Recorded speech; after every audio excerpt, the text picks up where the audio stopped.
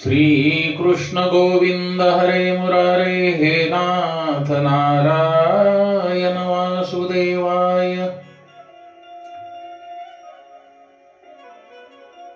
भागवताचा मुख्य विषय काय आणि भागवत कथा श्रवण करण्याचा अधिकार कोणाला आहे?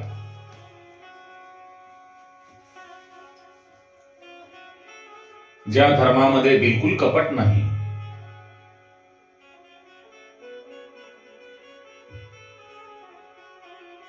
असा हा निष्कपट जो धर्म आहे तो भागवताचा मुख्य विषय आहे। प्रत्येक मनुष्य चांगल्या कर्माचे, आपण कोणतेही चांगले कार्य करो, त्याच्या पाठीमागे आपला स्वार्थ दडलेला असतो।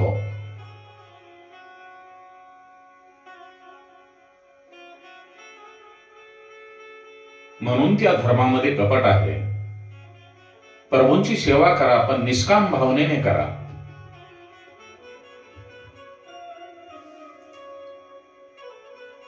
निष्काम कर्मामध्ये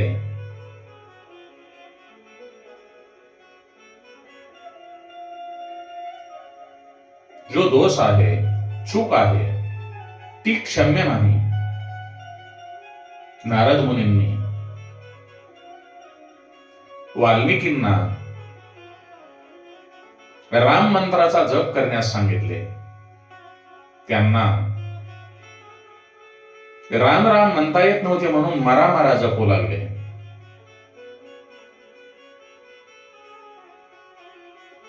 असा चुकीचा मंत्र जपून सुद्धा त्यांना त्या मंत्राचे फळ मिळाले, कारण तो निष्काम कर्म करत होते। बाबांनो, पाप्यांच्या तोंडून भगवंताचे नाव निघत नाही, कारण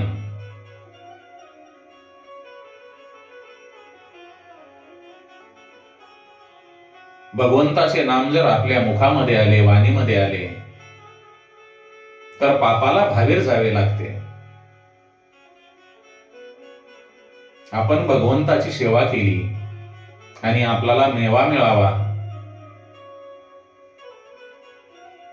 असे जर वाटत असेल तर ते बरोबर नाही। आपण फक्त सेवा करा, भगवंत आपल्याकडे नक्कीच कृपादृष्टी करतील।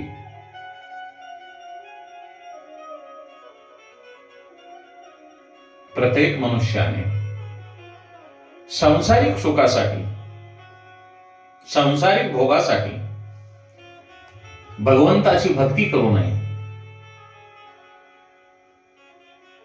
भक्तीचे फळ भोग नसून भगवंत आहेत। म्हणून जो आत्मा, जो मनुष्य, जो व्यक्ती भगवंतासाठी भक्ती करतो,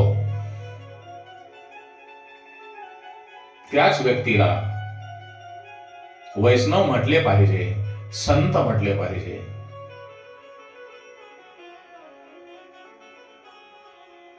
आपणाला सर्वांना माहिती आहे, भगवंताचा मित्र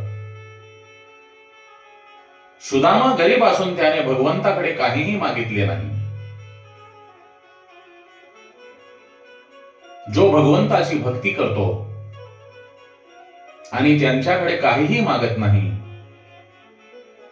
त्याच्या ऋणामध्ये स्वतः भगवंत असतात।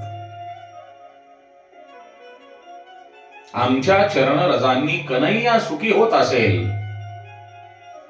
तर आमची नरकात सुद्धा जायची तयारी आहे, असे गोपी म्हणाल्या। गोपींनी स्वतःचे चरणरज दिल्यानंतर श्रीकृष्णांचा रोग बरा झाला। तात्पर्य, ईश्वरावरच्या प्रेमासाठी बलिदान करण्याची खरी तयारी हेच भगवंतावरचे शुद्ध प्रेम. म्हणून भागवत कथामृत पान सेवन करण्याचे खरे फळ म्हणजे निष्काम भक्ती. आपण जर निष्काम भक्ती करत असाल तर भगवंत नक्कीच आपल्यावर प्रसन्न झाल्याशिवाय राहणार नाहीत. कारण निष्काम भक्ती हीच भगवंताला प्रसन्न करते. निष्काम भक्तीने मुक्ती मिळते आणि भगवंतावर दृढ झालेल्या भक्तीमुळे ज्ञान आणि वैराग्य वाढते. कारण ज्ञानाशिवाय भक्ती आंधळी आहे.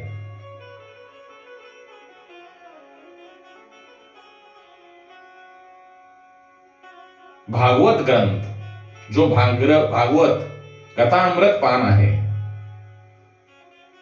तो ग्रंथ ऐकण्यासाठी, कथा ऐकण्यासाठी सर्वांचा अधिकार असून सर्व भागवत कथा ऐकण्याचे अधिकारी आहेत. श्रोते जनांनी निर्मत्सर होऊन मनामध्ये कुठल्याही प्रकारचा द्वेष न ठेवता भागवत कथा ऐकावी.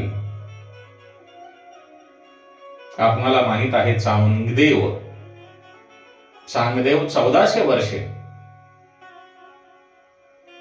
योग सिद्धीवर जगले, पण माऊली ज्ञानेश्वरांची कीर्ती ऐकून त्यांना त्यांच्याबद्दल मत्सर वाटला. माऊलींना ज्ञानेश्वर महाराजांना पत्र लिहिताना पूज्य लिहावे की चिरंजीव लिहावे या संभ्रमामुळे पत्राची त्यांनी सुरुवात केली नाही आणि ज्ञानेश्वर महाराजांना त्यांनी कोरेच पत्र पाठवले. अधिमाया शक्ती मुक्ताबाईंनी त्या पत्राला उत्तर दिले, हे चांगदेव, 1400 वर्ष तुम्ही कोरेच राहिलात. श्री ज्ञानेश्वरांना भेटण्यासाठी अहंकाराने रूढ झालेले चांगदेव वाघावर बसून हातात साप घेऊन आले. त्यावेळी ज्ञानेश्वर महाराजांनी त्यांची भावंडे एका भिंतीवर बसली होती. माऊलींनी त्या भिंतीला चालण्याची आज्ञा केली आणि निर्जीव भिंत चाललेली पाहून चांगदेवाचा अभिमान विरघळला. हठयोगी जे आहेत,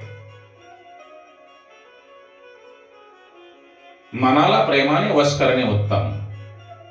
जे आपलं मन जे आहे ते हठयोगी आहे. त्या हठयोगी मनाला प्रेमाने वश करणे उत्तम. मनाला जबरदस्तीने वश करणे खरे नाही. आपले मन जे आहे ते जबरदस्तीने कोठे घेऊन जाऊ नका. जबरदस्तीने कोणतीही गोष्ट साध्य होत नाही. तिला प्रेमाने हाताळा. एखाद्या मित्राला का त्यांच्याकडून काही काम करून घ्यायचे असेल तर त्याचा प्रेमाने वापर करा. आणि आपलं मन जर एकाग्र होत नसेल तर योग साधना करा. योग साधना करून मन एकाग्र होऊ शकेल.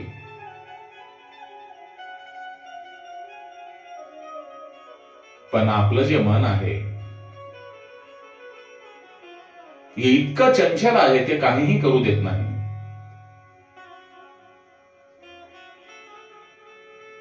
चांगदेव हे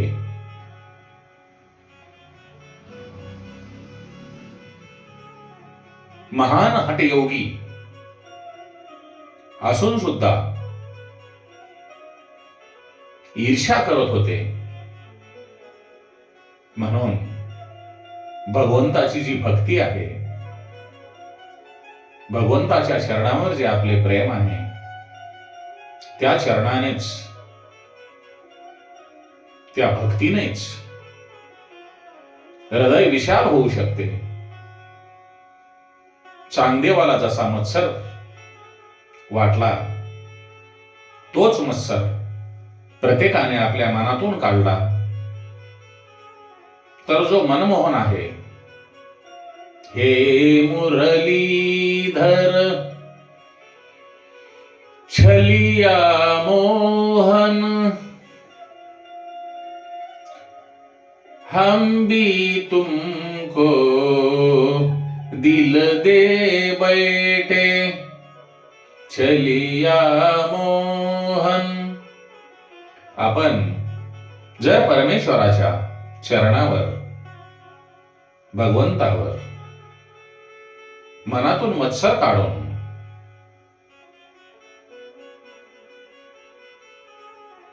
प्रेम केले, भक्ती केली, तर जो मनमोहन आहे, भगवान श्रीकृष्ण आहेत, ते आपल्या मनामध्ये प्रतिबिंबित राहणार. भागवताची, भगवंताची आणि भागवताची कथा ऐकणारा जो मनुष्य आहे, तो निष्काम व निर्मत्सर बनतो. आणि मनुष्य निर्मत्सर झाल्यावर त्याचा नक्कीच उद्धार होतो, यात तीळ मात्रही शंका नाही. म्हणून दृढ मनाने भगवत भक्तीकडे वळा, आपल्या जीवाचे कल्याण करून घ्या. श्री कृष्ण गोविंद हरे मुरारे, हे नाथ नारायण वासुदेवाय, हे नाथ नारायण वासुदेवाय.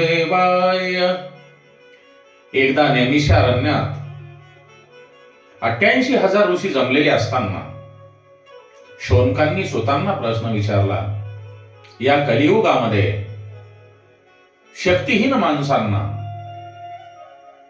सुलभ आणि सरळ साधन आपल्या जीवाचा उद्धार करून घेण्यासाठी कोणते आहे? सूत म्हणतात, ज्यांना 8 तास आसनावर बसून ध्यान करणे अशक्य आहे, त्याने भगवंताच्या प्रभूच्या नामाचा जप करून झाल्यावर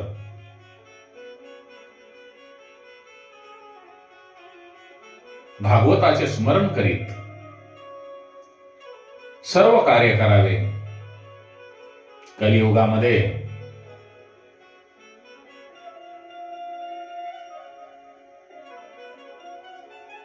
सर्वात सोपे साधन म्हणजे भगवंताचे नाम संकीर्तन.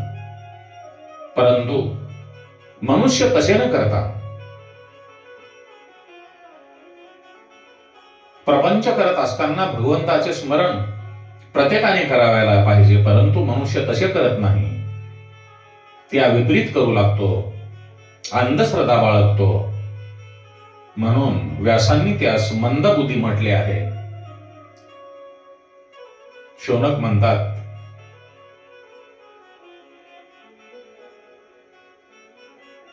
कृष्ण कथेत आणि कृष्ण दर्शनात आम्हाला तृप्ती नाही तर कशामध्ये आहे? आम्हाला भगवंताच्या मंगलमय अवतार कथांचे आणि त्यांच्या लीलांचे वर्णन करून सांगा. या घोर कलियुगामध्ये अधर्म वाढत चालल्यावर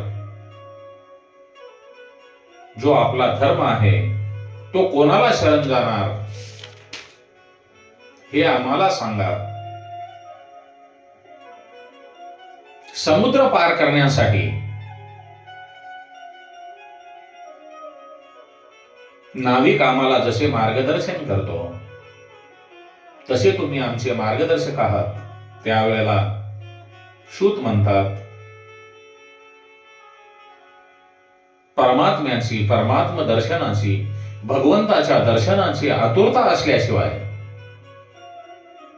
संत होता येत नाही. प्रभू कृपेशिवाय संत होता येत नाही. स्वाद भोजनात नसतो तर तो भुकेत असतो. मनुष्याला भूक लागल्यानंतर भोजनामध्ये स्वाद जरूर असतो. तशाच प्रकारे परमात्म्याला भेटण्याची तहानभूक लागल्याशिवाय, भगवंताच्या भेटीची आवड झाल्याशिवाय संतपद मिळाले तरी त्याच्यात सद्भाव जागृत होत नाही. वक्त्याचा अधिकार जसा सिद्ध झाला पाहिजे तसाच श्रोत्यांचा सुद्धा अधिकार सिद्ध झाला पाहिजे. श्रवणाची 3 अंगे आहेत. नंबर 1 श्रद्धा, श्रोत्याने ऐकणाराने एकाग्रतेने श्रद्धेने कथा ऐकावी. नंबर 2 जिज्ञासा, ऐकणाऱ्यामध्ये जिज्ञासा असावी.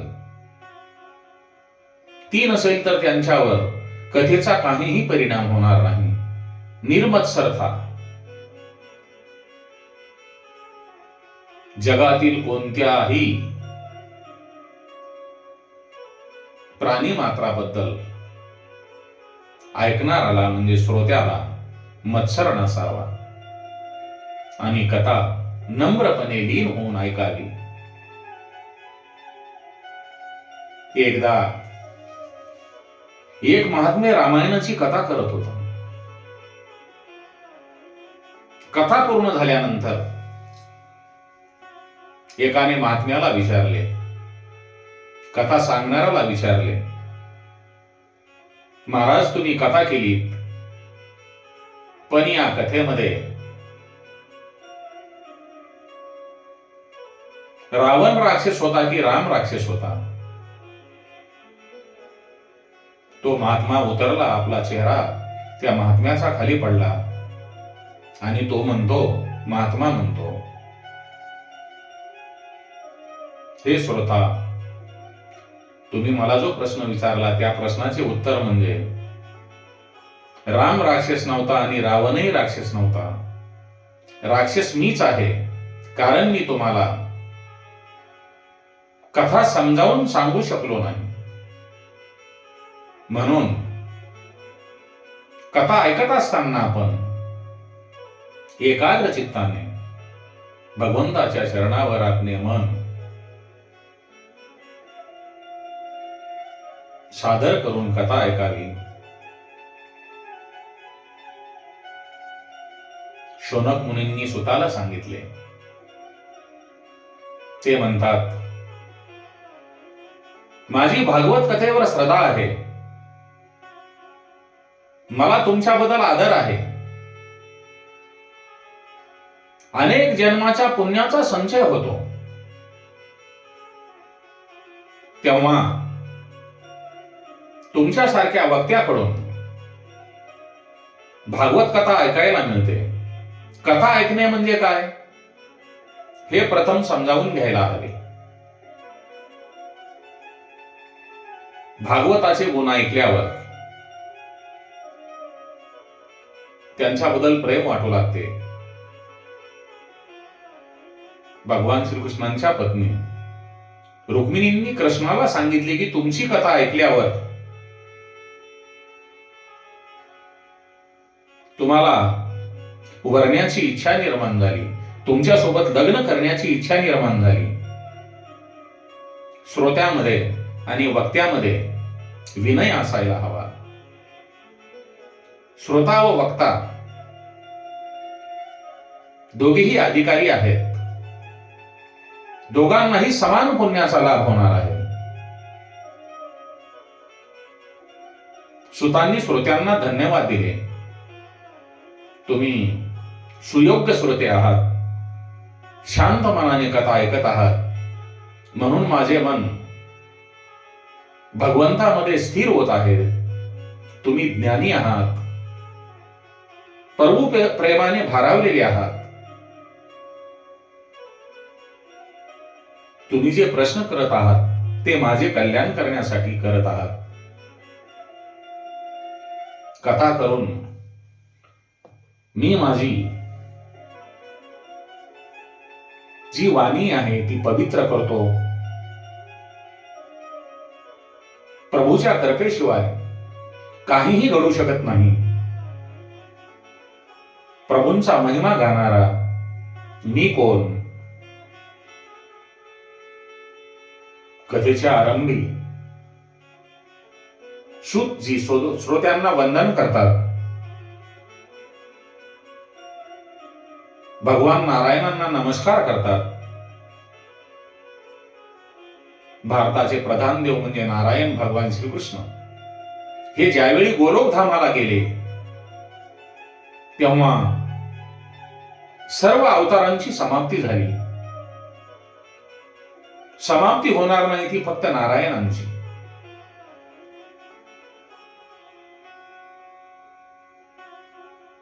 श्री कृष्ण गोविंद हरे मुरारे, श्री कृष्ण गोविंद हरे मुरारे. हे नाथ नारायण वासुदेवाय